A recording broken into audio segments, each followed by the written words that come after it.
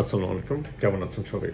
আজকে এমন একটা অসুখের নাম বলবো, যে অসুখটাতে বাংলাদেশের এককভাবে সবথেকে বেশি মানুষ আক্রান্ত।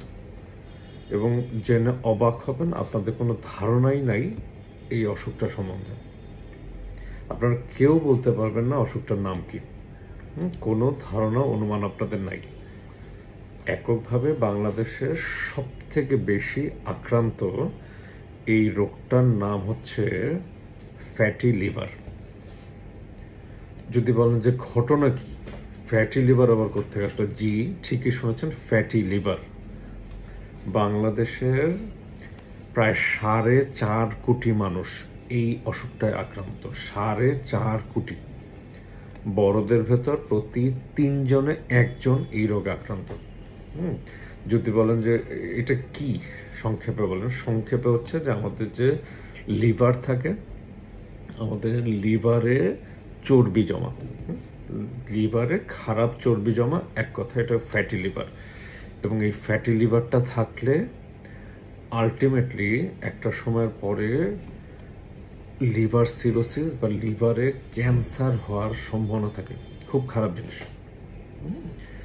তো যদি বলেন যে ফ্যাটি লিভার কি থেকে হয়, ফ্যাটি লিভার তাদের হয় যারা মাত্রাতিরিক্ত চর্বি গ্রহণ করেন, মাত্রাতিরিক্ত চিনি গ্রহণ করেন এবং ভাত, শর্করা গ্রহণ করেন, বুঝছেন, তাদের ফ্যাটি লিভার হয়। ফ্যাটি লিভার কিভাবে বুঝবেন যে আমার ফ্যাটি লিভার আছে কিনা? পেটের আল্ট্রাসোনোগ্রাম করলে ফ্যাটি লিভার ধরা পড়ে। যদি আপনার ফ্যাটি লিভার ধরা পড়ে, বললাম যেহেতু সব থেকে বেশি মানুষ এটা আক্রান্ত, এই যে আপনি যে ভিডিওটা দেখছেন, খুব সময় আপনারও আছে, হতেই পারে। কাজেই সচেতন হন, আল্ট্রাসোনোগ্রাম করে জেনে নেন ফ্যাটি লিভার আছে কিনা।